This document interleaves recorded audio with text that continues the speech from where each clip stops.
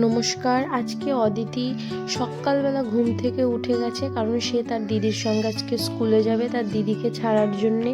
তা আমরা তাকে নিয়ে গেলাম একটুখানি স্কুলে, যে সে যাক, একটু দেখে আসুক। সে তার দিদির সঙ্গে স্কুলে গিয়ে তার দিদিকে আবার সুন্দর করে বাই করলো, আবার গেটে যে দাদাটা থাকে তাকেও বাই করলো। বাই করে আসার সময় আর সে পেছনে বসবে না, সে সামনে বসবে। এবার আমি বারণ করলাম, বারণ করে ওর বাবাও আমাকে বললো যে ঠিক আছে পেছনেই নাও, হাওয়াটা লাগবে। তো তাকে পেছনে নিয়ে আসার সময় সে আবার গাড়িতেই ঘুমিয়ে পড়বে।